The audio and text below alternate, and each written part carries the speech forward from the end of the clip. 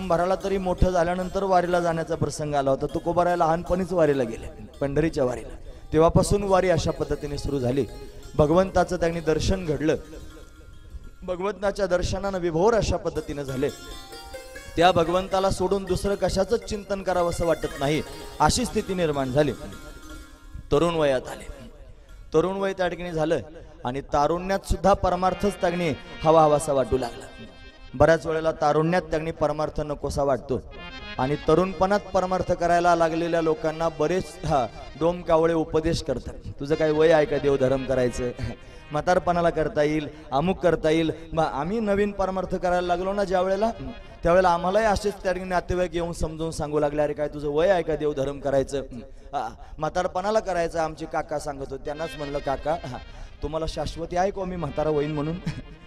काका गप्पच बसले महाराज, परत काही बोललेच नाही अजिबात. ज्याला वाटत असेल ना म्हातारपणाला परमार्थ करू, त्यांना आधी विचारा की आपण म्हातारे होणार आहोत की नाही, काय सांगावं कोणाचं. क्षणभंगूर नाही भरवसा. म्हणून त्यांनी म्हातारपणाला परमार्थ करू म्हणत असाल तर गाफील आहात तुम्ही, सावध व्हा. म्हणून तुका म्हणे इह लोकीच्या व्यवहारे नका डोळे धुरे भरून राहू, काय होईल कधी सांगता येत नाही. म्हणून सावधान. तुकोबार आहेत, तरुण अवस्थेत आहेत आणि परमार्थ करतायत. खरा परमार्थ तरुणांचाच आहे महाराज. कीर्तनामध्ये त्यांनी उड्या मारण्याकरिता तरुणांनाच त्यांनी प्राधान्य आहे. म्हाताऱ्या माणसाला उडी मारावी वाटली तरी मारता येत नाही. इच्छा असून त्यांनी महाराज उड्या मारता येत नाहीत, इच्छा असून परमार्थात बेभान होता येत नाही. पण अंगात जर शक्ती असेल, ताकद असेल तर तो बेभान होऊन भगवंताच्या छंदात उड्या मारून परमार्थ. नाचो कीर्तनाचे रंगी, नाचो कीर्तनाचे रंगी, नाचो कीर्तनाचे रंगी, हो कीर्तनाचे रंगी. ज्ञानदीप लावू जगी, ज्ञानदीप लावू जगी, सांगणे माधाई, सर्व सांगणे ज्ञानदीप लावू जगी, ज्ञानदीप लावू जगी, सर्व सांगणे माझा, सर्व सांगणे माझा.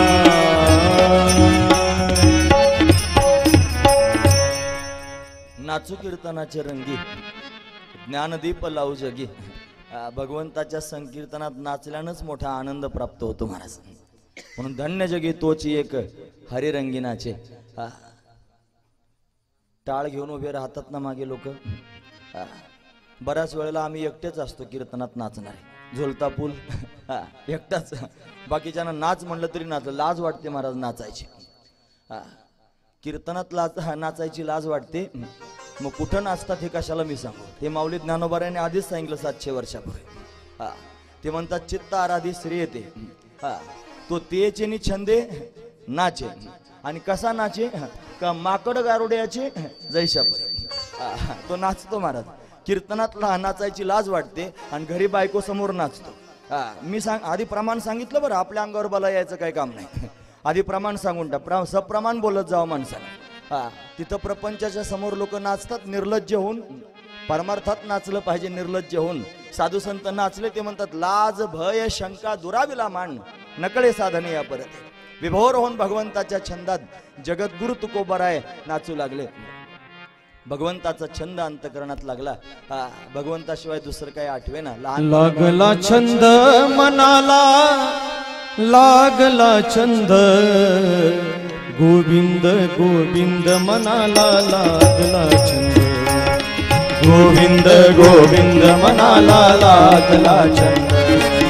गोविंद गोविंद मनाला, लागला छंद. गोविंद गोविंद मनाला, लागला छंद. लागला छंद मनाला, लागला छंद. लागला छंद मनाला, लागला छंद. लागला छंद मनाला, लागला छंद. गोविंद गोविंद मनाला, लागला छंद. पांडुरंग पांडुरंग मनाला, लागला छंद. गोविंद गोविंद मनाला, लागला छंद.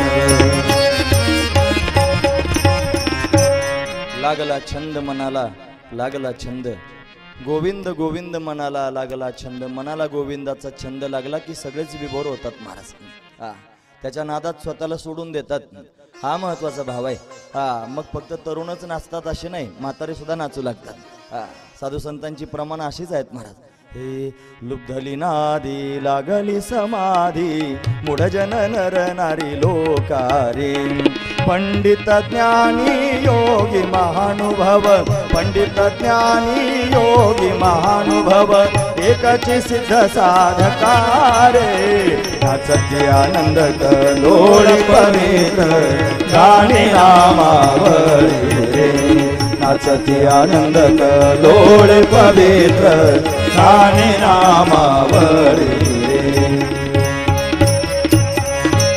वृद्ध होती तरणी रे नाचती आनंद कल्लोळी पवित्र गाणी नामावळी लुब्धली नादी लागली समाधी मूढजन नर नारी लोकारे सर्वांनाच समाधी लागते भगवंताच्या भजनानं तुकोबऱ्यानं लहानपणीच हा छंद लागला लहानपणी जर एखाद्या लेकराला परमार्थाचा छंद असेल ना तर त्याला खतपाणी घालत जावं महाराज त्याला उलट फिरवत जाऊ नये काही अशा जातीचे लोक आहेत ते म्हणतात काय पोरा लागली चट धरली वाट देवळाची आम्हा कोळी नव्हते ऐसे हेच पिसे निवडले हा महत्वाचा विचार आहे असं म्हणणारे लोक आहेत महाराज म्हणून मुलाला जर परमार्थाचा छंद असेल तर त्याला परमार्थामध्ये त्यांनी वाढ व्हावी असं काहीतरी करा जगद्गुरु तुकोबारायांना घरातूनच अशा पद्धतीनं प्रेरणा होती म्हणून भगवंताची वारी लहानपणापासूनच सुरू झाली वारीचा छंद अंतकरणामध्ये आहे आता तीनही मुलं त्यांनी महाराज यथाकाल मोठी झालेली आहेत तरुणावस्था आहे लग्नाचं वय मुलांचं झालेलं आहे आणि मुलांचं लग्नाचं वय झालं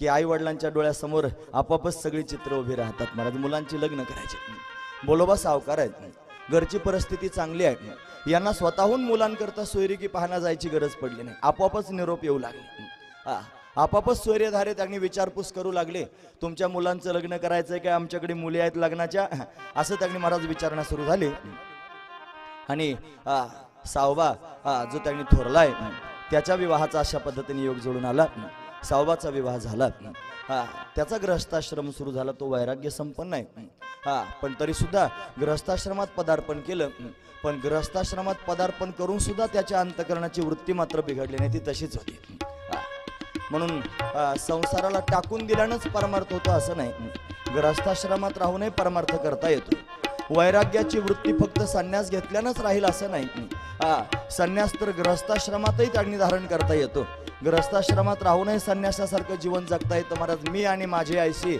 आठवण विसरले जयाची अंतकरण पार्था तो संन्याशी जाण निरंतर हा निरंतर संन्यासी आहे ज्याला मी आणि माझं त्यांनी विसरलेलंच आहे म्हणून गृहस्थाश्रमातही तसं राहत आहे तसं सावबा गृहस्थाश्रमात आहे पण संन्यासासारखं जीवन अशा पद्धतीनं जगतोय दिव्य त्याचं जीवन आहे महाराज म्हणून धन्य गृहस्थाश्रम गृहस्थाश्रम त्यांनी सुखाचा व्हावा असं वाटत असेल तर काही नियम आहेत ना गृहस्थाश्रमाचे आपण कथेत ऐकत असतं भागवत कथेमध्ये श्रेष्ठ गृहस्थाश्रम कोणाचा हे जर पाहायचं असेल तर सुभाषितकार वर्णन करून सांगतो तो म्हणतो हे आसानंद सदनम सुताश्य सुधेयं कांता मृदु भाषिणी सन्मित्रम सदनम स्वयोषि तिरति शाज्ञा परा सेवका आतिथ्यम शिवपूजनम प्रतिदिनम मिष्टान्नपानम गृहे साधो संगमुपासिता हि सततम धन्य गृहस्थाश्रम गृहस्थाश्रम धन्य आहे सानंद सदनम घर आनंदी असावं सुताश्य सुधीय सुधीय म्हणजे बुद्धिमान सुत म्हणजे मुलगा घरातली मुलं बुद्धिमान असावीत सुताश्य सुधीय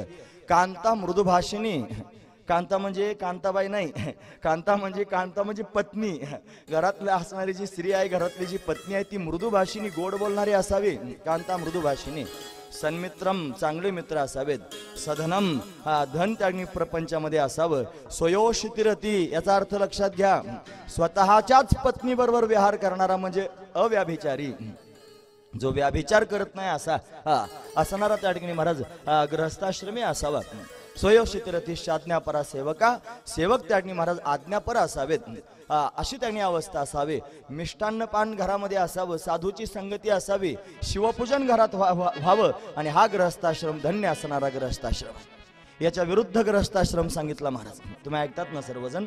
आपलं आपलं तपासून पाहायचं महाराज. आपल्या वह्या तपाशीत चालायचे. हे सगळं सुरू झाल्यानंतर आपला कसा असेल. आता धन्य ग्रहस्थाश्रमाचं सांगितलं. जो खराब ग्रहस्थाश्रम आहे ना, धिक्कार करण्यास योग्य, त्याचं वर्णन सांगतो.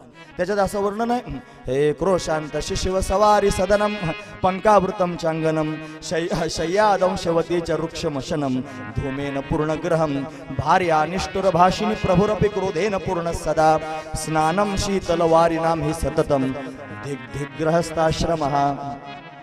क्रोशांत शिशिव, क्रोश म्हणजे रडणे आणि शिशु म्हणजे मुलं. ज्या घरात सततच मुलं रडत असतील, रडके मुलं ज्या घरात आहेत ना, त्या ग्रहस्थाश्रमाचा धिक्कार असो. क्रोशांत शिशिव. सवारी सदनम, सवारी म्हणजे वारी म्हणजे ओलं. ज्याच्या घरामध्ये कायमच ओलं असेल, असं खराब त्याने घर असेल, इथं भांडं पडलं, तिथं अमुक पडलं, तिथं फलानं पडलं, चालायचं घरात म्हणलं तरी उड्या मारत चालायचं, असं ज्याच्या घरात असेल ना, त्याच्या ग्रहस्थाश्रमाचा धिक्कार असो मला. सवारी सदनम. पंकावृतम चांगनम, पंक म्हणजे चिखल आणि आवृत्त म्हणजे वेढलेलं आणि अंगण, ज्याचं अंगण कायमस्वरूपी चिखलानं भरलेलं आहे, त्याच्या ग्रहस्थाश्रमाचा धिक्कार असो. पंकावृतम चांगनम. शय्या दंशवती, शय्या म्हणजे अंथरुण, ज्याच्या अंथरुणात कायमच ढेकणं आहेत आणि कायमच ज्याच्या घरात डास आहेत, त्याच्या ग्रहस्थाश्रमाचा धिक्कार असो. शय्या दंशवती. वृक्षमशनम, वृक्षम आशनम, आशन म्हणजे अन्न आणि वृक्ष म्हणजे शिळं, ज्या घरामध्ये रोज शिळं पाकळं खाल्लं जातं, त्याच्या ग्रहस्थाश्रमाचा धिक्कार असो. वृक्षमशनम. धूमेन पूर्णग्रहम, ज्याचं घर कायमस्वरूपी धुरानं भरलेलं आहे, धूर त्याच्या घरातला कमीच होत नाही, त्याच्या ग्रहस्थाश्रमाचा धिक्कार असो. धूमेन पूर्ण ग्रहम. भार्या निष्ठुर भाषिणी, भार्या म्हणजे बायको, निष्ठुर म्हणजे कठोर आणि भाषिणी म्हणजे बोलणारी. ज्याची बायको कठोर बोलणारी आहे, त्याच्या ग्रहस्थाश्रमाचा धिक्कार असो. काही बायका फार कठोर शब्दांमध्ये बोलतात महाराज. देवानं चांगलं तोंड दिलं ना, चांगलं बोलावं महाराज. हे चांगलं बोलण्याकरिता तोंड दिलेलं आहे देवानं, चांगले शब्द उच्चारायला काय हरकत आहे. असे त्यांनी घाणेरड्या शब्दांमध्ये लोक बोलतात. काही लोक बोलायला सुरुवात करताना शिवीनं सुरुवात करतात महाराज. आता कशाला व्यासपीठावर शिवी देऊन सांगू मी कशी सुरुवात करतात, पण तुम्ही आपलं घ्या तपासून. बोलायला सुरुवात करतानाच अशी सुरुवात करतात, पण बोलणं कसं असावं माऊली सांगतात. काय ओवी आहे ती, मितली आणि रसाळ. काय साच आणि मवाळ, मितले आणि रसाळ, शब्द जैसे कल्लोळ अमृताचे, असं त्यांनी आपलं बोलणं असावं. त्या वाणीमध्ये दोष नसावेत. आटू वेगू विंदाणू हे त्यांनी सगळे दोष आहेत ना, हे वाळीत टाकावेत महाराजांनी, एवढं त्यांनी मृदू बोलावं. म्हणून चांगलं तोंड आपल्याला देवाने दिले, चांगलं बोलावं. लोकांबरोबर खडूस बोलत असतील या बायका, त्याच्यात काय नवल आहे. नवऱ्याबरोबर खडूस बोलतात. तो जर कामाधामाचा असला तर बरं आहे, आणि कामधामच जर करत नसला तर मग त्याची फार दयन असते महाराज. घरात घुसला किंवा आले का, मग ते ताट वाढायचं ना, असं ठेवायचं नाही, असं सरकून द्यायचं, गिळा, अशी त्यांनी सुरुवात करायची महाराज. याला धिक्कार करण्यास योग्य असणारा हा ग्रहस्थाश्रम आहे. धिक ग्रहस्थाश्रम. भार्या निष्ठुर भाषिणी प्रभुरपी क्रोधेन पूर्ण सदा. प्रभू म्हणजे घराचा मालक आणि आपी म्हणजे सुद्धा, आणि क्रोधेन म्हणजे क्रोधानं कायम गच्च भरलेला असतो. प्रभुरपी क्रोधेन पूर्ण सदा स्नानम शीतलवारिणाम हि सततम धिक ग्रहस्थाश्रम. हा ग्रहस्थाश्रमाचा धिक्कार आहे महाराज. कोणत्या, ज्या घरामध्ये अशी अवस्था पाहायला मिळते त्या ग्रहस्थाश्रमाचा धिक्कार आहे. बोलोबाचा ग्रहस्थाश्रम धिक्कार करण्यायोग्य नाही, तो श्रेष्ठ असणारा ग्रहस्थाश्रम आहे. सावबानं ग्रहस्थाश्रमात पदार्पण केलं, त्याचाही ग्रहस्थाश्रम त्यांनी योग्य आहे. तो अतिशय शांत आहे, भगवंताचा भक्त आहे, पत्नी त्याला प्राप्त झालेली आहे, ती पत्नी सुद्धा गुणवान आहे, सालस आहे, शिलवान आहे, पतिव्रत आहे. ग्रहस्थाश्रम अतिशय चांगल्या रीतीनं सुरू आहे. यानंतर तुकोबारायांच्या विवाहाचा प्रसंग आला. त्या ठिकाणी लोहगावमध्ये असणारे जे मोसे आहेत, या मोस्यांची असणारी कन्या, तिचं नाव होतं रुक्मिणी, रखमा. तिला टोपण नाव रखमा असं ठेवलेलं होतं. या रखमाबरोबर तुकोबारायांचा विवाह त्यांनी व्हायचं ठरलं. सगळ्यांना आनंद झाला. तुकोबारायांचा विवाह अतिशय आनंदानं त्यांनी संपन्न झाला. तुम्ही म्हणाल काल लग्न झालं ना, आता लगेच विवाह सुद्धा झाला. फार संक्षिप्त रूपानं चरित्रात हा प्रसंग आला. त्याला मी आता मीठ मिरची लावून तुमच्या समोर सांगतोय. तुम्ही ऐकतात ना सर्वजण, हे महत्वाचंच आहे महाराज. ग्रहस्थाश्रमात पदार्पण तुकोबारायांनी केलं. त्यांच्या पत्नीचं नाव आहे रखमा. तुकोबारायांचा सुद्धा ग्रहस्थाश्रम फार सुंदर सुरू आहे. रखमा सुद्धा स्वभावानं फार चांगली आहे. भगवंताची भक्त आहे. हा सगळ्याच गोष्टी अनुकूल तुकोबारायांच्या जीवनामध्ये घडतात. पण एक गोष्ट प्रतिकूलता पाहायला मिळाली. ती गोष्ट अशी आहे की तुकोबारायांची जी पत्नी रखमा, तिला एक आजार झाला. आणि तो आजार म्हणजे अस्थमा, म्हणजे तिला दमा झाला होता, दम लागू लागला. आणि दम लागल्या कारणानं तिला घरातली काहीच कामधाम करता येणार, कामधाम करण्याच्या योग्यतेची अशा पद्धतीने राहिली नाही. थोडं काही काम केलं की तिला एका जागेवर बसून राहावं लागायचं. पण अशा अवस्थेत सुद्धा त्यागणी महाराज तिला एका पुत्ररत्नाची प्राप्ती झाली. तुकोबारायाने एक पुत्र प्राप्त झाला. त्याचं नाव आहे संतू.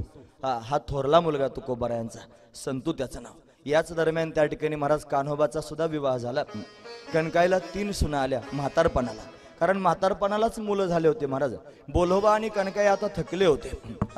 आणि त्यांचा ग्रहस्थाश्रम वेल त्यांचा मांडवाला गेला होता. नातवंड आता पाहायला मिळाली होती. समाधान वाटत होतं. सावबाला मात्र संतती प्राप्त झाली नव्हती. तुकोबांना पुत्र झाला, गोष्ट खरी आहे. पण सावबा थोरला असून त्या ठिकाणी त्याचा विवाह आधी झालेला असून सुद्धा सावबाला संतती प्राप्त झाली नव्हती. त्याच्या जीवनात ती खंत होती. म्हणजे सगळ्या बाजूने जर त्या ठिकाणी महाराज काही गोष्टी चांगल्या असतील तरी प्रपंचात एखादी तरी खंत कुठे ना कुठेतरी पाहायला मिळते, ती बोचत राहते. कणकाईला सगळ्या दृष्टीने चांगलं वाटत होतं, पण थोरल्या मुलाला संतती नाही आणि धाकट्या मुलाची पत्नी त्यांनी सतत आजारी असते, ही खंतच आहे. अशी खंत त्या ठिकाणी महाराज अंतकरणात वाटत होती. इकडे त्या ठिकाणी महाराज संतूचा जन्म झाला. त्याच्यानंतर रुक्माईचा आजार जरा जास्तच वाढला. तिला झोपूनच राहावं लागायचं. तिला त्या ठिकाणी महाराज कोणत्याच प्रकारचं काम करता येईना. या संतूला लहानचं मोठं करावं कसं, मग हा प्रश्नच त्या ठिकाणी पडला. आणि मग त्या ठिकाणी निर्णय झाला. तो निर्णय असा आहे की जगद्गुरु तुकोबारायांचा आता दुसरा विवाह करावा लागेल. 2 बायका. त्याच्या पुढे काय माहिती आहे तुम्हाला? आहे का तुम्ही पाठांतर आहे ना तुमचं? काय 2 बायका आणि फजिती आहे का? असं आहे ना. तुकोबारायांची अशी 2 बायकांमुळे फजिती झाली नाही महाराज. खरं तर ज्याला 2 बायका असतात ना महाराज, त्याला त्या ठिकाणी महाराज तुकोबारायच म्हणतात. तुकोबारायांचं प्रमाण सांगतो महाराज. ते 2 बायका ज्याच्या जीवनात प्राप्त झाल्या, समजायचं मागच्या जन्मातलं कोणतं तरी पाप उदायला आलं. एका पुरुषा 2 नारी आणि पाप वसे त्याचे घरी, हे तुकोबारायांचं प्रमाण. एका पुरुषाला जर 2 बायका असतील तर समजायचं त्याच्या घरात पाप राहतात. आता इथं बसलेल्या लोकांपैकी बऱ्याच लोकांना 2-2 बायका असतील. ते म्हणतील बाबा सांगतोय म्हणून त्याच्याकरता आधी प्रमाण सांगून टाकलं, नको माझ्या अंगावर उगाच काही येण्याकरता. म्हणून त्यांनी असंच आहे. आणि अजून एक गोष्ट सांगतो. एखाद्याला जर माथेशूळ असला ना, माथेशूळ, त्याचं डोकं जर दुखायचं थांबत नसलं ना महाराज, काही केल्या औषध पाणी करून बघा, काही करून बघा, डोकं थांबत नसलं त्याला उपाय सांगतात, अजूनही सांगतात. ज्याला 2 बायका आहेत ना, त्याच्या घरी जायचं. त्याच्या घरी जाऊन त्याच्या उंबऱ्याला कपाळ घासायचं.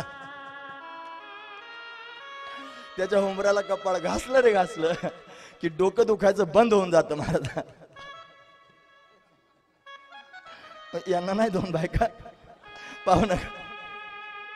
ती विचारात पडल्या तर डोकं दुखल्यावर जायचं कोणाकडं? एका पुरुषा 2 नारी पापवसी त्याच्या घरी. का बरं डोकं दुखायचं थांबत असेल? थोडं तात्विक कारण सांगतो, थोडं लक्षपूर्वक ऐका. असं आहे, त्याच्या घरात 2 बायका असल्यामुळे त्याला कायमचीच डोकेदुखी आहे. आणि त्यानं डोकेदुखी बरोबर सारखं करून घेतलेलं असतं ना महाराज, म्हणून त्यांनी त्याचं डोकं दुखायचं आपोआपच बंद होतं. तो म्हणतो हे नित मडन त्याला कोण रड, असा महत्वाचा विचार त्याच्या पोटात तयार होतो आणि त्याचं डोकं दुखायचं थांबतं. म्हणून त्यानं अशा पद्धतीने स्वतःला ऍडजस्ट करून घेतलेला आहे. म्हणून त्याच्या घरी जाऊन कपाळाला माती लावली की आपलं डोकं दुखायचं थांबेल, हा त्यातला भाव आहे. असू द्या. तुकोबारायांचा दुसरा विवाह त्यांनी करायचा ठरला. पुण्यामध्ये राहणारे आप्पाजी गुळवे मोठे सावकार होते महाराज, श्रीमंत होते. आणि त्यांची असणारी कन्या, तिचं नाव होतं जिजाबाई. या जिजाबाई बरोबर त्यांनी तुकोबांचा विवाह करायचं ठरलं. पण गंमत काय झाली ती ऐका. निरोप त्यांनी गुळवे पाटलांपर्यंत गेला, गुळवे सावकारांपर्यंत गेला. आणि गेल्यानंतर कळालं देहू गावामध्ये त्यांनी सावकार राहतात, त्यांचं नाव आहे बोलोबा. आणि त्यांच्या मुलाचा त्यांनी विवाह अशा पद्धतीने करायचा आहे. विवाह करायचा मग असं त्यांनी ठरलं. आणि मग ते पाहुणे सुद्धा आले. पण त्यांना त्यांनी असे माहिती होती की बोलोबाच्या 2 मुलांचं लग्न झालं आणि 3रा मुलगा लग्नाचा आहे. त्यांना वाटलं 3ऱ्या मुलाचं लग्न करायचं असेल म्हणून आले, कान्होबालाच पाहून गेले, होकार दिला महाराज. ते म्हणे आम्हाला मुलगा पसंत आहे. आणि मग त्यांनी होकार मिळाला. आणि मग होकार मिळाल्यानंतर खरी बातमी सांगितली की पहिली त्याला पत्नी आहे आणि आता दुसरं लग्न करायचं आहे. मग मात्र थोडे चमकले. मग होकार दिलेला आहे आणि आता परत नकार कसा द्यायचा, दुसट्यावर मुलगी कशी द्यायची असा प्रश्न त्यांनी मनात उद्भवला. मग आता काय करावं. मग ते आप्पाजी गुळवे फार हुशार होते महाराज. त्यांनी देहूगावात त्यांनी येऊन गुप्तचर जसा त्यांनी काही बातम्या गुप्त बातम्या शोधून काढतो ना, असं तुकोबारायांच्या जीवनाची विचारपूस करायला सुरुवात केली. कशी आहेत तुकोबा, ज्याला त्यांनी आपली मुलगी द्यायची आहे, ज्याचं पहिलं लग्न झालेलं आहे, त्याचा व्यवहार कसा आहे हे त्यांनी पाहावं म्हणून त्यांनी महाराज आप्पाजी गुळवे आले. आणि आप्पाजी गुळवेंना दिसलं की बोलोबांच्या नंतर त्यांनी 6वा विरक्त आहे, तो काही व्यवहार पाहत नाही. आणि व्यवहाराची जबाबदारी ही जी त्यांनी पुढे चालणारा जो सावकारकीचा व्यवहार आहे, ही सगळीची सगळी जबाबदारी तुकोबावर आहे. तुकोबा अतिशय हुशार आहे, व्यवहार चतुर आहे. मागे काही वादळ उठलं होतं तुम्हाला माहिती आहे ना, ज्याला एक आणि एक कळत नाही असा त्यांनी बावळट आहे असं त्यांनी तुकोबारांविषयी बोललं गेलं. किती वादळ उठलं होतं महाराज ते. तुकोबारा असे नव्हते. तुकोबारा व्यवहार चतुर आहेत. त्यांची ती चतुरता कळाली, त्यांची सात्विकता कळाली, त्यांची सहिष्णुता कळाली, त्यांच्या पोटातलं प्रेम कळालं, त्यांचा भक्तिभाव कळाला. या सगळ्या गोष्टी त्यांनी आप्पाजीनं जाणल्या आणि जाणून मुलगी दिली महाराज. तुम्ही ऐकता सर्वजण. का सांगतोय कशाकरिता हे चालू करा. का सांगतोय कशाकरिता लक्षपूर्वक ऐका. मुलगी जर द्यायची असली तर आता लोक काय पाहतात, आपण देतो ना मुली लोकांच्या घरात, काय पाहता, घर पाहता, त्याच्यानंतर नोकरी पाहता, त्याच्यानंतर संपत्ती पाहता, त्याच्यानंतर जातीपातीचे पाहता. या सगळ्या गोष्टी आपण पाहतो. याच पाहिल्या पाहिजेत का अजून काय पाहिलं पाहिजे. तुम्ही ऐकतात ना पण सर्वजण. फक्त घर पाहावं, फक्त नोकरी पाहावी, फक्त धन पाहावं की अजून पण काय पाहावं. अहो अजून पाहिलं पाहिजे, बरोबर आहे. याच्याकरता चोपदार पाहिजे. म्हणजे टायमाला सांगितलं पाहिजे ना. महत्वाचा मुद्दा त्याने सांगितलं, मुलाचं वर्तन पाहावं, कसा वागतोय मुलगा हे पाहावं. नाही तर समोर मुलगा पाहायला मिळाल्यानंतर फार छान छान तो भांगपट्टी करून आलेला असतो, हा महत्वाचा विचार आहे. पण त्याचं वागणं कसं आहे हे जर त्यांनी माहीत नसेल आणि फार छान छान वाटलं तो जर नंतर असा कसा तरी सापडला, मग काय करायचं. सोन्यासारखी आपली मुलगी कोणाच्या पण हातात देऊ नका. त्याच्याकडे धन कमी असलं तरी चालेल, त्याच्याकडे संपत्ती कमी असली तरी चालेल, त्याचं राहण्याचं घर छोटं असलं तरी चालेल, पण त्याच्याकडे संस्कार असले पाहिजेत हे आधी पहा. जर संस्कारिक मुलगा असेल आणि त्याला जर तुमची मुलगी द्याल तर जीवनभर परत बघायची गरज पडणार नाही. असे कितीतरी श्रीमंत मी तुम्हाला दाखवतो की त्यांच्या घरात मुलगी द्यायची म्हणून आवर्जून अट्टहासानं दिली आणि मुलगी जन्मभर दुःखीच राहिली महाराज. तिला सुख नावाची गोष्ट कधी मिळालीच नाही. असं अनेक प्रकारानं पाहायला मिळतं. म्हणून सावधान. देताना त्यांनी महाराज संस्कारित मुलगा बघा. मुलगी पाहायला जाताना सुद्धा पाहिलं जातं ना महाराज. मुली पाहायला जातात की नाही आता, मग तिचं नाक पाहतात, तिचा रंग पाहतात, तिची उंची पाहतात, हे सगळं त्यांनी पाहतात. तिला चालून दाखव म्हणतात, बोलून दाखव म्हणतात, या सगळ्या गोष्टी करून त्यांनी पाहतात. एवढंच पाहिलं पाहिजे का, याच्यापेक्षा काही वेगळं पाहिलं पाहिजे. काय पाहिलं पाहिजे, तिचा स्वभाव पाहिला पाहिजे. आपल्या परिवारामध्ये ही त्यांनी सगळ्या लोकांना सांभाळून घेईल का, ती खरंच प्रेमळ आहे का, तिच्याजवळ या सगळे गुण त्यांनी संपन्न आहेत का, हे आधी पाहिलं पाहिजे. मग खऱ्या अर्थाने विवाह अशा पद्धतीने केला पाहिजे. अन्यथा त्यांनी महाराज तो विवाह योग्य ठरणार नाही. आता तर मोठे लोक जातच नाहीत महाराज मुली पाहण्याकरता. घरातले मुलालाच पाठवतात, जा तुला लग्न करायचं, मुलगी पाहून येतो जातो, आणि 4-2 मित्रांना बरोबर घेऊन जातो महाराज मुलगी पाहण्याकरता. आणि ती मुलगी समोर येते, मग ते मित्र कोणीतरी एक जण बसतो आणि प्रश्न विचारतो, तुझं नाव काय, तुझं शिक्षण काय, फलानं बिस्तानं सगळं होतं. आणि सगळं झाल्यानंतर मग त्या ठिकाणी याला विचारलं जातं, तुला मुलगी पसंत आहे का. मग तो मित्रांकडे पाहतो, तो म्हणतो तुम्हाला पसंत आहे का, लग्न कोणाला करायचं, याला. विचारतो कोणाला, मित्राला विचारायचं काय काम आहे, याला लग्न करायचं, यानं पसंती सांगायची ना, मित्रांनाच म्हणतो पसंत आहे का. अशी अवस्था झाली. अरे निस्त्या रंगावर जाऊ नका, निस्त्या नाका डोळ्यांवर जाऊ नका. जर खरोखरच त्यांनी महाराज गृहस्थाश्रमात स्वीकार करायचा असेल आणि धन्य गृहस्थाश्रम व्हावा असं वाटत असेल तर संस्कार बघा. संस्कार महत्वाचे आहेत महाराज. त्या संस्कारांनीच खऱ्या अर्थानं जीवन घडतं. म्हणून तुकोबारायांचे संस्कार पाहिले. हेच तुकोबारायांचं चरित्र आहे महाराज.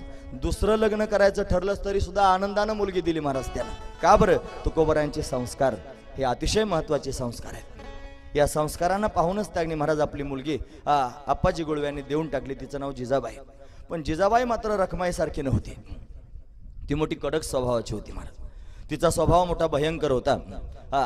ती त्या ठिकाणी कांता मृदुभाषिणी नव्हती. ती त्या ठिकाणी महाराज कठोर शब्दांमध्ये बोलणारी होती. आणि तुकोबारांना त्याचा अनुभव सुद्धा येत होता. अनुभव येत होता, पण तुकोबाराय समाधानी होते महाराज. त्यांना काही खेद वाटत नव्हता, दुःख वाटत नव्हतं. ते सहज म्हणत होते देवाला, बरे झाले देवा बाईल कर्कशा, बरं झालं ही कर्कशा प्राप्त झाली, बरी हे दुर्दशा ज्यांना माझी. कारण या कर्कश असणाऱ्या बायका त्या ठिकाणी महाराज घरातच बोलतात असं नाही, ती चार चौघात अपमान करतात महाराज, अशा कर्कश असतात. सवय लागते माणसाला त्याची. अंगवळणी पडलेलं असतं ना महाराज, ते मग आता ते कोडगे झालेले असतात. त्यांना किती जरी बोललं तरी पण त्यांना, जसं एखादा अत्तराचा बोळा असतो की नाही महाराज, काही लोकांना अत्तराचा फार छंद असतो. अत्तर असं अंगाला काही अंगावर त्यागणी मारतात, काही असा बोळा तयार करून असा कानाच्या खोवणीत घालतात वरती, त्याचा सुगंध येतो. कोणाला येतो? त्याला पण येतो, आणि त्याच्या जवळून जाणाऱ्या लोकांना सुद्धा येतो. दोघांनाही सुगंध येतो. पण त्याला किती वेळ येतो? फार तर फार त्याला सुगंध अर्धा तास येतो महाराज, त्याच्यापेक्षा जास्त वेळ येत नाही. का बरं? त्या सुगंधाशी तो एवढा एकरूप होतो की त्याला सुगंध यायचं काही कामच राहत नाही. आम्ही गेलो कथा करायला त्या प्रवारा नगरला, आणि तिथं कारखाना, प्रवारा नगर कारखाना, आणि त्या कारखान्याच्या शेजारी ती मळी, त्या मळीचा असा वास महाराज, लोक कायमस्वरूपी तिथं राहणार आहे. आणि 7 दिवसाची आमची कथा. आता मला आवडतो मळीचा वास, ह्या लोकांना आवडत नव्हता ना महाराज, यांना सारखा मळीचा वास त्रास देत होता. त्याच्याशी सारखं जोपर्यंत आपण करून घेत नाही तोपर्यंत त्रासच देतो महाराज. तसं त्यांनी त्या आत्तरकानामध्ये त्यांनी घातलेला जो मनुष्य आहे, त्याच्या जवळून दुसरा माणूस गेला तर त्याला सुगंध येतो, पण त्या माणसाला मात्र त्याचा सुगंध येत नाही. का? तो एकरूप झालेला असतो म्हणून. तसंच आहे संसारातलं सुद्धा. कर्कश बायको जरी मिळालेली असली तरी लोक तिच्याबरोबर एवढ्या ॲडजस्ट करून घेतात की त्यांना तिचा त्रासच वाटत नाही महाराज. हा महत्वाचा आहे. तिने केवढाही पान उतारा केला तरी पण तिच्यासमोर सारखं करतात. संसार सारखा करण्याकरिता सारखं करणारी पण माणसं आहेत, आणि परमार्थ शिगेला जाण्याकरिता पण सारखं करणारी माणसं आहेत. तुकोबारायांनी कर्कश पत्नी सहन केली, याचं कारण फक्त परमार्थच आहे. हिच्याच माध्यमातून मला परमार्थापर्यंत जाता येईल. फार गोड बोलणारी, फार मनासारखं वागणारी जर बायको असेल तर तो माणूस परमार्थ करू शकत नाही. तुम्ही ऐकतात? तुमचे कान उंच केलेले आहेत ना तुम्ही? लक्षात ठेवा. फार छान छान छान छान बोलत असेल, फार गोड बोलत असेल, फार ठेप ठेवीत असेल, आणि फार तुमच्या पुढं पुढं करत असेल तर तुम्ही तिच्यात अडकाल. तिचा मोह तुम्हाला तयार होईल आणि भगवंताकडे जाता यायचं नाही. म्हणून कर्कश बायको जर त्यांनी जीवनात आली ना तर समजा भगवंताची कृपा झाली, देवाला त्याच्याकडे नेण्याचा विचार दिसतोय. नाही तर हिच्यात जर अडकलो तर काय होईल? आत्माराम महाराज होते वैकुंठवासी, आत्माराम महाराज चांदेकर. त्यांची पत्नी त्यांच्या बरोबरच असायची महाराज कायम. मोठी पारमार्थिक होती ती सुद्धा.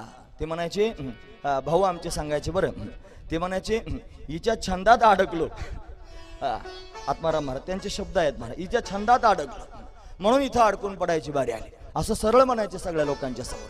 म्हणजे पारमार्थिक माणसाला सुद्धा पत्नी मोहामध्ये अडकवून ठेवते, तिच्यात गुंतून राहावं लागतं, हा त्यातला भाव आहे. म्हणून कर्कश पत्नी प्राप्त झाली. तुकोबारायांचा दुसरा विवाह झाला आणि पत्नी मात्र त्यांनी कर्कश प्राप्त झाले.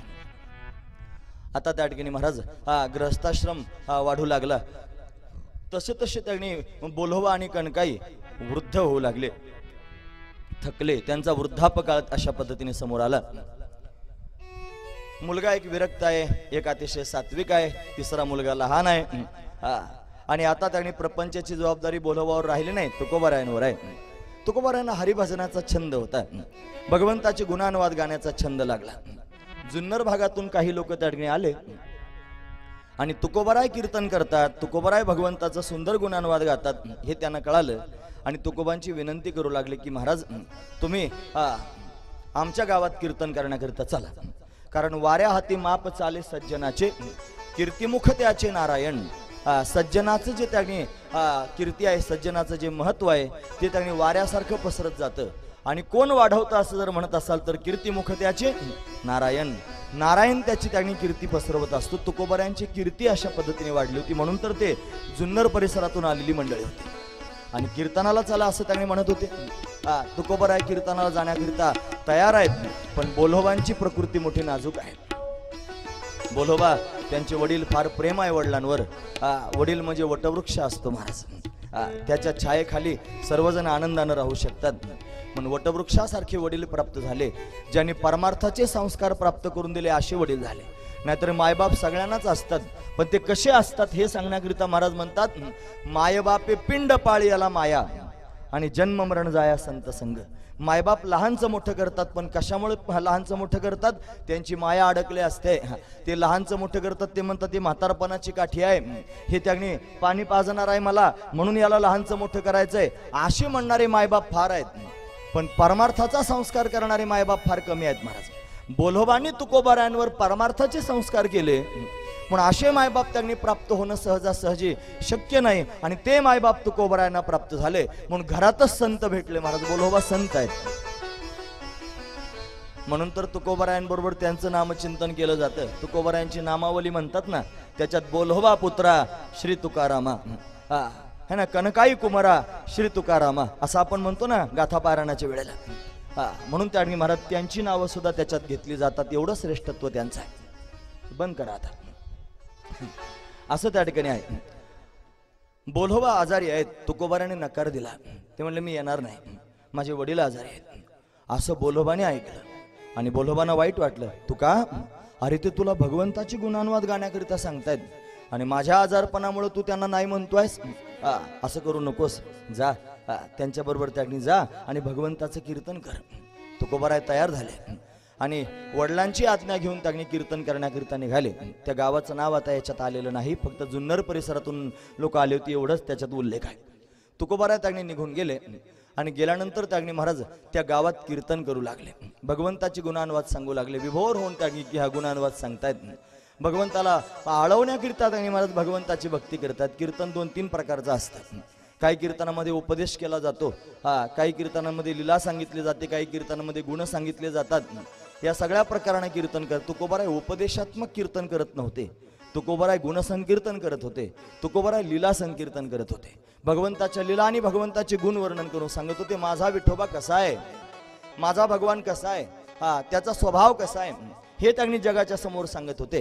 आणि त्याचं भजन का करावं हे याचं महत्त्व जगद्गुरु तुकोबाराय भगवंताच्या समोर सांगत होते. त्याहीपेक्षा विठ्ठलाला आपलं समजून बोलत होते महाराज.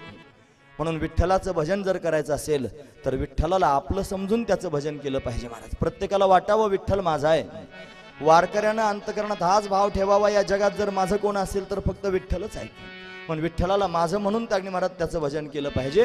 तुकोबाराय विठ्ठलाला माझं म्हणत होते आणि माझं म्हणून भजन करत होते. विठ्ठल माझा माझा माझा माझा माझा, विठ्ठल माझा मी विठ्ठलाचा, विठ्ठल माझा माझा माझा माझा माझा, विठ्ठल माझा मी विठ्ठलाचा, विठ्ठल माझा माझा माझा माझा माझा, विठ्ठल माझा मी विठ्ठलाचा, विठ्ठल माझा माझा माझा माझा माझा, विठ्ठल माझा मी विठ्ठलाचा, विठ्ठल माझा मी विठ्ठलाचा, विठ्ठल माझा मी विठ्ठलाचा, विठ्ठल माझा माझा मी विठ्ठलाचा, विठ्ठल माझा मी विठ्ठलाचा, विठ्ठल माझा माझा माझा माझा माझा, विठ्ठल माझा मी विठ्ठलाचा, विठ्ठल माझा माझा माझा माझा माझा, विठ्ठल माझा मी विठ्ठलाचा, विठ्ठल माझा माझा माझा माझा माझा, विठ्ठल माझा मी विठ्ठलाचा, विठ्ठल माझा माझा माझा माझा माझा, विठ्ठल माझा मी विठ्ठलाचा. रुक्मिणी रमण भगवान की जय.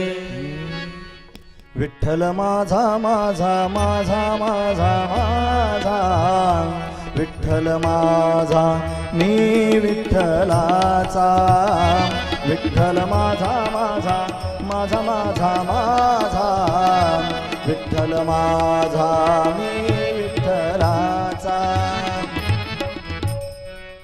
विठ्ठल माझा मी विठ्ठलाचा ही भक्तिशास्त्रातली भूमिका आहे.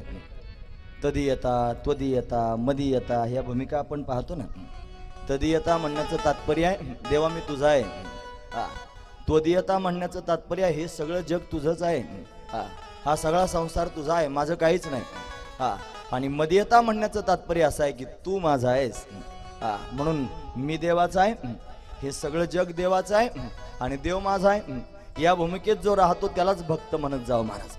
म्हणून भक्तांच्या जीवनामधून दोन गोष्टी बाजूलाच केलेल्या असतात, दोन शब्दच काढून टाकलेले असतात. एक शब्द आहे मी आणि दुसरा शब्द आहे माझे.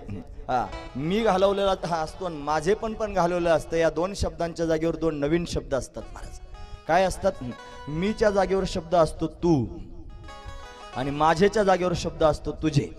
देवा तर मी नाही मग तूच आहेस. देवा तर माझं काही नाही मग सगळं तुझंच आहे. या दोन गोष्टींना तागणी महाराज भक्तांच्या जीवनात प्रकर्षानं पाहतायत. ऐकतात ना तुम्ही सर्वजण? एरवी आपण सगळेच हरिभक्तीपरायण आहोत, पण हरिभक्तीपरायण माणसाच्या पोटात जर मी असेल आणि हरिभक्तीपरायण भक्ताला जर त्याने अजून माझेपणा कुठेतरी अडकलेला असेल तर मग तो हरिभक्तीपरायण म्हणवला जात असला तरी सुद्धा हरिभक्तीपरायण नाही, हे पक्क लक्षात ठेवलं पाहिजे. असं बोलल्यानंतर फार वाईट वाटतं महाराज, पण आजार जाण्याकरिता बऱ्याच वेळेला असं घसरा पण दिला पाहिजे. तो घसरा दिल्याशिवाय ते होत नाही ना महाराज. म्हणून ते आजार जाण्याकरिताच बोलतोय. मला नाड्याही कळतात बऱ्याच वेळे, डॉक्टर आहे मी. मला ते तपासता येतात महाराज नाड्या लोकांच्या. हा महत्त्वाचा विचार आहे. म्हणून त्या ठिकाणी नाड्या तपासून बोललं पाहिजे आणि योग्य औषध दिलं पाहिजे. चांगलं औषध दिलं ना ते कडू जरी असलं तरी गुणकारी असतं महाराज. गोड औषध दिल्यानंतर ते फार चांगलं वाटेल पण गुण येईलच असं सांगता येत नाही.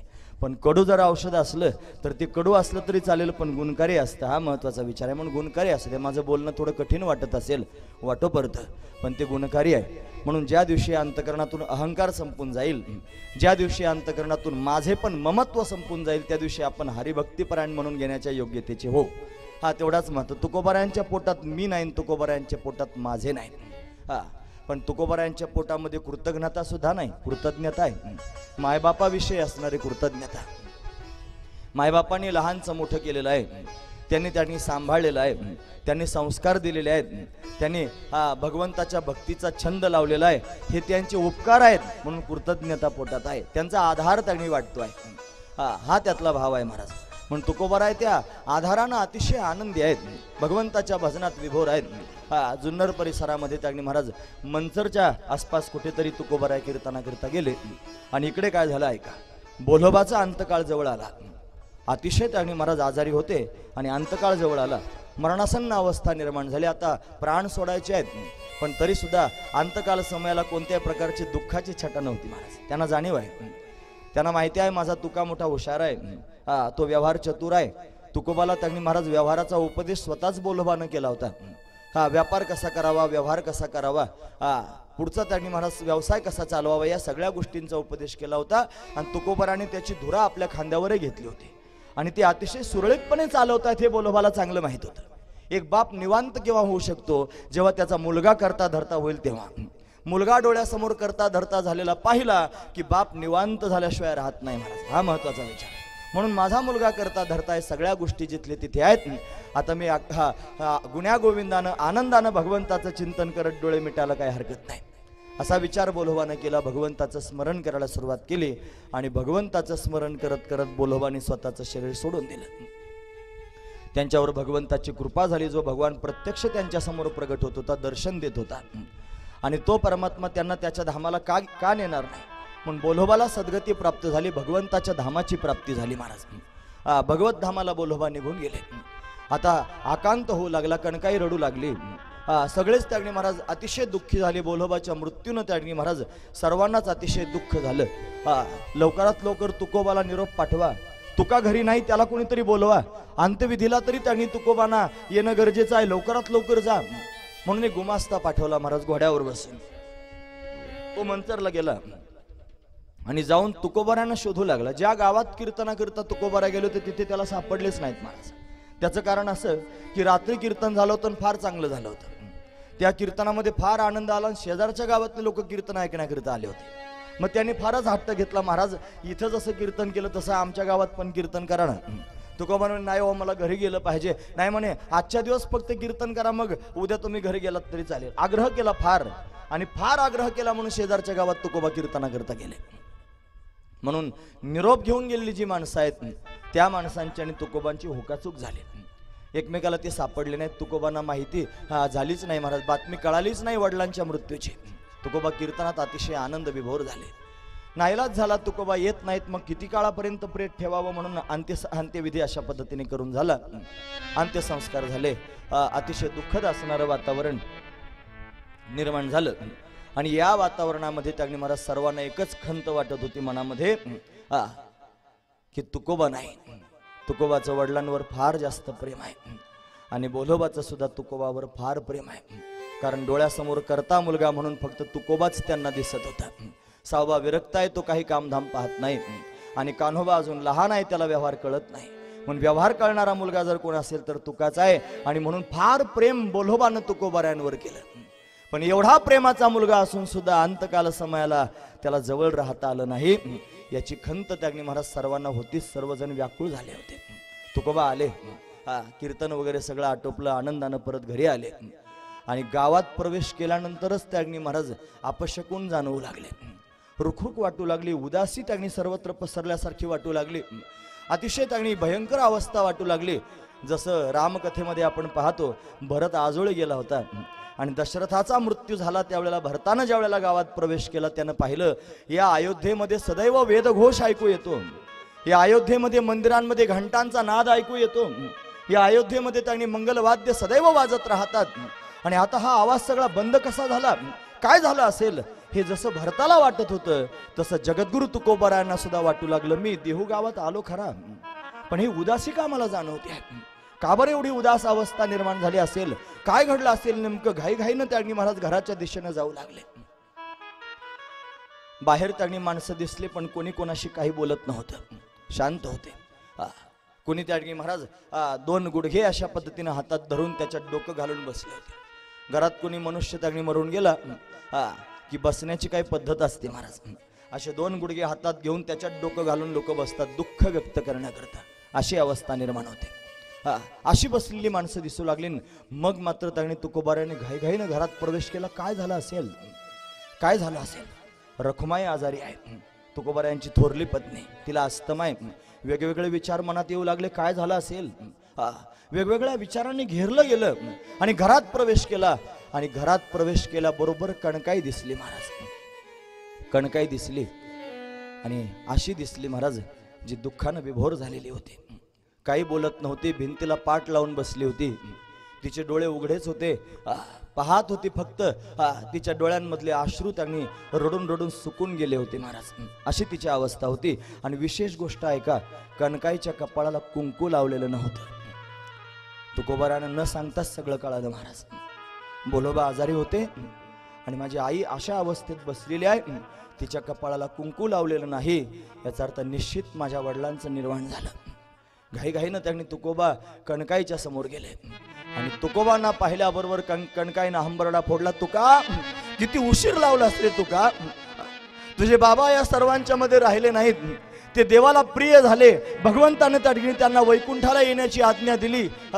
तुका तुझी वाट पाहत होते रे, पाखरासारखी वाट पाहत होते, तुझी आठवण करत होते. अशा शब्दांमध्ये बोलू लागली. आकांत होऊ लागला. घरातली सगळीच मंडळी जमा झाली महाराज आणि मोठ्या मोठ्यानं आक्रोश करून रडू लागली. बोलोबाचं त्यांनी अशा पद्धतीने निर्वाण झालं. बोलोबाच्या जाण्यानं तुकोबाराय खचले, अंतकरण व्यथित झालं. वटवृक्ष माझा हरवला असं वाटू लागलं. तुकोबांना आभाळ कोसळल्यासारखं वाटू लागलं. माझे वडील तडगणे अशा पद्धतीने माझ्या डोळ्यासमोर दिसत नाहीत. माझे बाबा कुठे आहेत, माझे बाबा कुठे आहेत म्हणून अट्टहास करणारे तुकोबा, त्यांची सांत्वना अनेक लोक करू लागले. सावबा विरक्तच आहे महाराज, त्याच्या नेत्रांमधून मात्र अश्रू आलेले दिसले नाहीत. त्याला मात्र त्यांनी महाराज व्याकुळ झालेलं कोणीच पाहिलं नाही, तो विरक्तच आहे. त्या सावबानं त्यांनी तुकोबांना जवळ घेतलं. तुका जे व्हायचं ते झालेलं आहे, आता आपण याच्यात काही बदल करू शकत नाही. या सगळ्या गोष्टी त्यांनी बोलायला सुरुवात केली आणि थोरल्या भावाच्या बोलण्यानुसार तुकोबानं स्वतःला सावरलं. वडील त्या ठिकाणी मरण पावले. दुःख त्या ठिकाणी झालं. तुकोबांना जसं दुःख झालं तसं सगळ्या परिवाराला झालं. आणि सगळ्यात जास्त दुःख जर कोणाला झालं असेल तर तो कणकाईला झालं महाराज, कारण तिचे पती मरण पावले.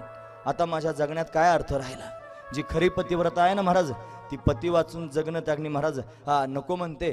पतीच्या विरहात तिचं जगणं त्यागणी मोठं कठीण आहे. खरी पतिव्रता पतीला सोडून राहतच नाही महाराज. त्याच्या वियोगामध्ये स्वतःचे प्राण सोडून देते. पूर्वीच्या काळात काय झालं असेल आपण डोळ्यानं पाहिलं नाही. आताच्या काळातली गोष्ट सांगतो. वैकुंठवासी श्री दुंडा महाराज देगलूरकर त्यांना ज्या वेळेला भगवंताची आज्ञा झाली आणि महाराज दवाखान्यात होते म्हणतात आणि आईसाहेब घरात होत्या वाड्यामध्ये आणि वाड्यामध्ये लोकांची ये जा जास्त सुरू झाली. जास्त लोक येतात म्हणून आईसाहेबांनी कोणाला तरी विचारलं. महाराज गेले अशी बातमी सगळ्यांना माहित होती पण त्यांना सांगितली नव्हती. त्या अंथरुणाला खेळलेल्या होत्या, वयोवृद्ध होत्या. त्याने विचारलं काय एवढे लोक आपल्या वाड्यात येत आहेत, काय झालंय नेमकं मला सांगा. आणि कोणीतरी सहजच सांगितलं महाराज माई महाराज वैकुंठाला गेले. महाराज वैकुंठाला गेले असा शब्द ऐकल्याबरोबर बाईच्या काळजात धस्स झालं. तिने खाडकन डोळे उघडले, 2 हात असे उंच केले आणि क्षणभरात पांडुरंगाबरोबर बोलली, पांडुरंगा महाराज निघून गेले, आता माझ्या जगण्यात तरी काय अर्थ आहे. असंच त्या ठिकाणी म्हटली महाराज आणि पांडुरंगाचं स्मरण करत डोळे लावून घेतले. बाईनं परत डोळे उघडलेच नाहीत महाराज. याला म्हणायचं पतिव्रता. हीच खरी पतिव्रता, जी पतीच्या वियोगामध्ये जगणं सुद्धा त्यांनी महाराज सहन करीत नाही. तिला मृत्यू त्यांनी हवा हवासा वाटतो. ही खरी पतिव्रता. आणि चंद्रभागेच्या वाळवंटामध्ये कोणी जर गेला असेल अंत्यविधीला, मी गेलो, आमचे आई वडील गेले होते. कोणी जर गेला असेल त्यांना माहिती आहे एकाच वेळेला दोघांची चिता रचली होती आणि पतीच्या बरोबर त्यांनी महाराज अशा पद्धतीने सहगमन करून गेली. ती ही खरी पतिव्रता आहे. कणकाईचं अंतकरण व्याकुळ झालं, दुःखी झाले. भोलोबाच्या वियोगानं तिला जगणं कठीण झालं. आता मी जीवन कसं जगू. काही कोणाशी त्यांनी बोलणं बंद केलं महाराज. ती त्यांनी एकटी एकटी राहू लागली, कोणाशी काही बोलत नाही, सदैव उदास राहू लागली. मुलं पुन्हा पुन्हा तिच्या समोर जात आहेत. सावबा समोर जातोय, तुकोबा समोर जात आहेत, कान्होबा समोर जातोय, आईची सांत्वना करण्याचा प्रयत्न करतायत. पण तिचा पती परमेश्वर तिच्या डोळ्यासमोर दिसत नाही म्हणून तिच्या अंतकरणामध्ये व्याकुळता निर्माण होते. काय करावं. तिनं हाय खाल्ली महाराज. तिचं आधीच वय झालेलं होतं आणि थोडासा कालावधी लोटला आणि तिनं अन्न पाणी वर्ज केलं. अन्न पाणी वर्ज करून त्यांनी भगवंताचं स्मरण करत राहिली. पांडुरंगा मला का ठेवलंस रे मागे. मला सुद्धा त्यांनी महाराज पतीच्या लोकाला जायचं आहे, मला इथे ठेवू नकोस. जशी त्यांनी विश्वंभराच्या नंतर आमाई व्याकुळ होऊन भगवंताचं चिंतन करते आहे, तशी त्यांनी बोल्होबांच्या नंतर कणकाई भगवंताचं चिंतन करते आहे. अगदी सारखंच चरित्र दोघांचं आहे महाराज. इथे महिपती महाराजांनी वर्णन करून सांगितलं. म्हणून कणकाईला अतिशय दुःख वाटू लागलं आणि अन्न पाण्याचा त्याग केला तिनं. शरीर अतिशय क्षीण झालं आणि जे व्हायचं तो प्रसंग समोर येऊन ठेपला. आता मात्र तुकोबारायांच्या डोळ्यासमोर कणकाईनं भगवंताचं स्मरण करत करत प्राण सोडून दिले. तुकोबारायांनी तिचं मस्तक आपल्या मांडीवर घेतलं, तिच्या मुखारविंदाकडे पाहू लागले. आई परमार्थाचे संस्कार केलेस ग, बोटाला धरून चालायचं शिकवलं जसं, तसं भगवंतावर प्रेम कसं करावं हे सुद्धा शिकवलंस. भगवंताची भक्ती तू मला दिलीस. तुझ्या माध्यमातून भगवंताच्या भक्तीत पदार्पण केलं. मायबाप त्या ठिकाणी भक्ती प्राप्त करून देणारे मिळाले रे. धन देणारे मायबाप जगात फार सापडतील, पण संस्काराचं धन देणारे, परमार्थाचं धन देणारे मायबाप फार कमी आहेत महाराज. म्हणून तुम्ही मला परमार्थाचं धन दिलं आणि तुम्ही आज माझ्या दृष्टीआड होत आहात. हे त्यागडी महाराज अंतकरणात पुन्हा पुन्हा वाटून तुकोबाराय व्याकुळ होऊ लागले. बाप मेला न कळता नव्हती संसाराची चिंता. चांगलं कळायला लागलं त्याच्या आतच त्यागडी वडील मरून गेले आणि वडिलांच्या मृत्यूनंतर फार थोड्या काळामध्ये आईचा वियोग झाला महाराज. माता पिता दोघंही निवर्तले आणि आता तुकोबाराय सुद्धा फार उदास राहू लागले. सावबाला संतती नव्हती. संतती नाही याचं दुःख त्याच्या पत्नीला सुद्धा होतं. त्याचं घरातलं ते जे असणारं वागणं आहे ते सुद्धा फार उदासच अशा पद्धतीने होतं. तो भगवंताच्या भक्तीमध्ये तल्लीन झाला आणि त्याची समाधी लागली की तो कोणाशी बोलत नव्हता. 4-4 दिवस त्यांनी अन्न सुद्धा घेत नव्हता महाराज. कोणाशी बोलायची गोष्ट लांबच आहे. तो तल्लीन अवस्थेमध्ये राहत होता. त्याची ती अवस्था आणि त्याच्या पत्नीच्या अंतकरणातली खंत या दोनही गोष्टी मोठ्या विलक्षणच होत्या. त्याच्या पत्नीनं सुद्धा विचार केला आपल्याला संतती सुद्धा नाही आणि मनासारखा पती सुद्धा नाही. नाही संतती प्राप्त झाली तरी चालेल, पण नवऱ्यानं तरी 2 शब्द गोड बोलावेत एवढं तरी तिच्या अंतकरणात वाटत असेल ना महाराज. पतीच्या नशिबात ते सुद्धा नव्हतं. संततीचं सुख तर नव्हतं, पण पतीचं प्रेम सुद्धा तिच्या जीवनामध्ये प्राप्त झालं नाही. वैराग्य संपन्न त्यांनी पती प्राप्त झाला ही तिच्या जीवनातली खंत आहे. म्हणून तुकोबांची माता पिता अशा पद्धतीने निवर्तले आणि त्याच्यानंतर तुकोबांची भावजई आजारी पडली आणि इतकी आजारी पडली की अंथरुणालाच खेळली महाराज. तिच्या जीवनामध्ये दुःख होतं आणि त्याहीपेक्षा महत्वाचा विचार तिचा पती तिच्या बरोबर बोलत नाही म्हणून पुन्हा पुन्हा कणकायला म्हणत होती. कोणाला म्हणणार आहे महाराज? माहेरी थोडंच जाऊन सांगणार आहे. सासूला म्हणत होती, अहो तुम्हाला दिसत नाही का, तुमच्या डोळ्यासमोर तुमचा मुलगा माझ्या बरोबर असा वागतोय, काहीतरी दोन शब्द समजावून सांगा ना. ती अंतकरण व्याकुळ करून सासू बरोबर बोलत होती. आई सारखी सासू मिळाली होती म्हणून तिच्या जवळ त्यांनी स्वतःच्या मनातलं गुह्य सांगत होती. पण आता ते सांगण्याकरिता सुद्धा कोणी राहिलं नव्हतं महाराज, कारण सासूही मरून गेली होती, नवराही विरक्त आहे. आता काय करावं? तिच्या जीवनामध्ये दुःखाचा पूर त्यांनी आला आणि अशा अवस्थेमध्ये त्यांनी महाराज सावबाची असणारी पत्नी दुःखानं व्याकुळ झालेली आहे, क्षीण झालेली आहे, जर्जर झालेली आहे, आजारानं त्रस्त झालेली आहे. आणि या त्रस्त अवस्थेमध्ये त्या ठिकाणी महाराज तिनं स्वतःचे प्राण सोडून दिले. सावबाला तिचा आडकाव वाटत होता. ती पत्नी घरात आहे म्हणून त्याला तिथं राहावं लागत होतं, नाहीतर प्रपंचात राहण्याची त्याची इच्छा नव्हती, प्रपंचात थांबण्याची त्याच्या अंतकरणामध्ये भावना नव्हती. त्याला निर्जन प्रांतातच जावंसं वाटत होतं. बायको मरण पावल्यावर त्याला फार आनंद झाला महाराज. बरं झालं म्हटलं मेली. तुम्ही ऐकतात ना सर्वजण, आता वैतागलेला मनुष्य म्हणू शकतो महाराज बरं झालं मेली. चांगली पत्नी होती, एवढा त्रास सहन करत होती पण त्याला काही कोणत्या प्रकारचं दूषण देत नव्हती महाराज. अशी असणारी पत्नी होती, मरण पावली. आनंद वाटला, बरे झालं, परमार्थ करण्याकरिता मोकळा झालो. आणि मग त्या ठिकाणी महाराज तुकोबारायांना स्पष्ट सांगून टाकलं, तुका हिच्याकरिता थांबलो होतो. माझे आईवडील मरण पावले, माझी पत्नी मरण पावली, या प्रपंचात मला काही स्वारस्य वाटत नाही. हा प्रपंच नश्वरच आहे, या प्रपंचाशी मला काही घेणं देणं राहिलं नाही. मला आता भगवंताचं चिंतन करण्याकरिता जायचं आहे. आणि असं सांगून त्यांनी महाराज विरक्त होऊन परागंदा होऊन त्यांनी सावजी निघाले आणि काशी क्षेत्रात जाऊन राहिले. काशी क्षेत्र ही विश्वनाथाची नगरी, काशी क्षेत्र म्हणजे भगवान शंकराची नगरी आणि सावबा म्हणजे प्रत्यक्ष शंकरच आहे. मग शंकर त्याच्या जागेवर नाही जाणार, मग कुठे जाणार आहे? निवृत्तीनाथांनी समाधी घेतली, कुठे घेतली? त्र्यंबकेश्वरात घेतली. निवृत्तीनाथ कोण आहेत? प्रत्यक्ष भगवान शंकर आहेत. प्रभू तुम्ही महेशाची या मूर्ती, तुम्ही प्रत्यक्ष त्यांनी महेश म्हणजे भगवान शंकर आहात, हा त्यातला भाव आहे. म्हणून त्यांनी महाराज ते त्या स्थानावर गेले. तसे सावबा सुद्धा काशी क्षेत्रात निघून गेले. आता मात्र तुकोबारायांवर जबाबदारी वाढू लागली. तुकोबारायांना अपत्य त्यांनी झाले महाराज. पहिल्या पत्नीपासून मुलगा झाला होता संतू, त्याचं नाव संतू. जिजाईला सुद्धा त्यांनी महाराज मुलं झाली. पहा, तिच्या पहिल्या मुलाचं नाव आहे त्यांनी महाराज महादेव, दुसऱ्या मुलाचं नाव आहे विठोबा. त्याच्यानंतर तिला 3 मुली झाल्या महाराज. एकीचं नाव आहे काशी, दुसरीचं नाव आहे भागीरथी आणि तिसरीचं नाव आहे गंगा. बघा ना किती गोड नावं ठेवायचे पूर्वीचे लोक, काशी, गंगा, भागीरथी. ते म्हणतात तुकोबाराय फक्त विठ्ठलाचीच भक्ती करत होते, दुसऱ्या देवाला मानत नव्हते, असे म्हणणारी बरीच माणसं आहेत. मग तुम्ही विश्वनाथ, दीनरंकमी अनाथ हे कुठं लावायचं? तुकोबाराय चंद्रभागा सोडून दुसऱ्या तीर्थाला जात नव्हते, इंद्रायणी सोडून दुसऱ्या तीर्थाला जात नव्हते. हे काशीन भागीरथी कशाला मग गंगा? ही त्यांची नावं का ठेवली असतील? तुकोबारायांच्या अंतकरणामध्ये या सगळ्या गोष्टींविषयी आस्था आहे. त्यांना काशी पण वंदनीय आहे, त्यांना गंगा वंदनीय आहे, त्यांना भागीरथी वंदनीय आहे. म्हणून तर मुलांची नाव अशी ठेवली महाराज. महादेव मुलाचं नाव ठेवलं, विठोबा अशी नावं ठेवत जावे महाराज मुलांची. पवित्र नाव आहे. मुखानं गंगा गंगा जर म्हटलं ना तर काय होतं महाराज वर्णन करून सांगतात. वाचे म्हणता गंगा गंगा सकळ दोष जाती भंगा, सकळ दोष जाती भंगा, सकळ दोष जाती भंगा. वाचे म्हणता गंगा गंगा सकळ दोष जाती भंगा, सकळ दोष जाती भंगा, सकळ दोष जाती भंगा. वाचे म्हणता गंगा गंगा सकळ दोष जाती भंगा, सकळ पापे सकळ दोष निघून जातात महाराज. गंगा फक्त म्हणल्यानं गंगेच्या नामचिंतनानं सुद्धा दोष जातात महाराज. गंगा स्नान केल्यावर काय होईल? 2 प्रकारची प्रायश्चित्त शास्त्रात सांगितले, तुम्ही ऐकतात ना सर्वजण. 2 प्रकारची प्रायश्चित्त आहेत, एक साधारण प्रायश्चित्त आणि एक असाधारण प्रायश्चित्त. प्रायश्चित्त कशा करता असतं?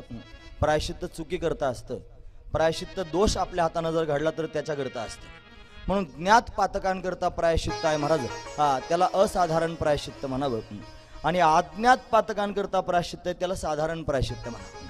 हे ज्ञात पातक आणि अज्ञात पातक म्हणजे काय? जाणून केलेलं पाप. तुम्ही ऐकतात ना सर्वजण, जाणून केलेलं पाप. दारू पिणं पाप आहे का पुण्य? तुम्ही ऐकतात ना पण सर्वजण, हो नाही तर नाही म्हणा. काय आहे, पाप आहे का पुण्य आहे? अहो ते पाप आहे. हा मग बरं, दारू पिणाऱ्या माणसाला माहित नाही का पाप आहे का पुण्य म्हणून? त्याला माहित आहे पाप आहे म्हणून. हा मग तो पिल्याशिवाय राहतो का? हा जाणून पाप करतो की नाही? हे जाणून केलेलं पाप आहे महाराज. आता फक्त मी दारूच सांगितले तुमच्या समोर, अजून बऱ्याच अशा गोष्टी आहेत ना की ज्या पापाच्या आहेत हे सुद्धा माहिती आहे. मांस खाणं पाप आहे की नाही हो? मांस खाणं. बरं आधी श्लोक म्हणून दाखवतो, मग बाकीच्या गोष्टी सांगतो. द्युतंच मद्यंच पिशितंच वेश्या पापर्दि चौर्यम परदार सेवा एतानी सप्त व्यसनानी लोके घोराती घोरम नरके नयंती. नरकात नेणारी साधनं आहेत महाराज. द्यूत म्हणजे जुगार. जुगार खेळण्यानं त्यांनी महाराज पाप लागतं, माणूस नरकात जातो. नंबर 1 द्यूतंच. मद्यंच, मद्य म्हणजे दारू. दारू पिल्यानं पाप लागतं, मनुष्य नरकात जातो. पिशित, पिशित म्हणजे मांस. मांस खाणारी माणसं त्यांनी महाराज पापाचे भागीदार होतात आणि पापाचे भागीदार होऊन शेवटी नरकात जातात महाराज. पण मांस खाणं वाईट आहे. एक राजा होता, भागवतामध्ये त्याची कथा आहे, त्याचं नाव आहे प्राचीन बरी. हा प्राचीन बरी राजा यज्ञ करायचा आणि यज्ञामध्ये पशु बळी द्यायचा महाराज. आणि मग ते असं आहे, यज्ञामध्ये बळी दिलेला जो पशु आहे त्या पशुचं मांस प्रसाद म्हणून खाता येतं. याला छंद लागला होता मांस खायचा, म्हणून यज्ञ करीत होता. तुम्ही ऐकता सर्वजण? हा महत्वाचा विचार. असे बरेच लोक आहेत महाराज. देवाला फार आवडतं म्हणतात आणि देवाकरता फार अट्टहास असतो. स्वतःच्या पोटाला चिमटा घेतात, पैसे सांभाळून सांभाळून ठेवतात आणि गरिबाचं लेकरू आणतात. हत्तीचं आणावं, आता वाघाचं आणावं, एखादा सिंहाचं आणावं. आता ते शेळीचंच कसं काय आवडतं मला हेच समजत नाही. कोंबडीचंच आवडतं महाराज त्याला लेकरू. हे असे दुर्बळाचे लेकरं मारण्यापेक्षा स्वतःच मारून बघावं एखादं. वाईट वाटलं ना ऐकल्यावर? स्वतःचं लेकरू मारायचं म्हणल्यावर किती वाईट वाटतं. अरे ते ज्याला मारतं ते सुद्धा कोणाच तरी लेकरूच आहे ना. त्याचा प्राण घेता, निर्घृणपणे त्याची हत्या केली जाते. देवाच्या नावाखाली कोणता असा देव आहे महाराज ज्याला त्यांनी मांस खायला आवडतं? कोणता देव आहे मला दाखवा. म्हणून तर तुकोबाराय चिडले, ते म्हणतात हे खंडोबा भैरव रोटी सुट्टीसाठी देव मानित नाही. जा हेंद्री शेंद्री दैवते. शेंदारी हेंदारी दैवते, हेंदारी दैवते, कोणती पुजी भूते खेते, कोणती पुजी भूते खेते, आपल्या पोटाची रडते, आपल्या पोटाची रडते,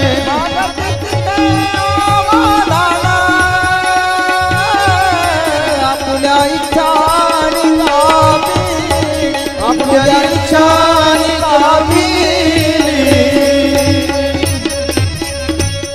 शेंदरी हेंदरी दैवते कोणते पूजे भूते घेते, आपल्या पोटात ते रडते, ते त्यांच्याच पोटाकरता रडतात. गणपती बाप्पाला पट्ट्यावर घेतलं महाराज. गणोबा विक्राळ लाडू मोदकाचा काळ. असे अनेक देव त्यांनी घेतले महाराज.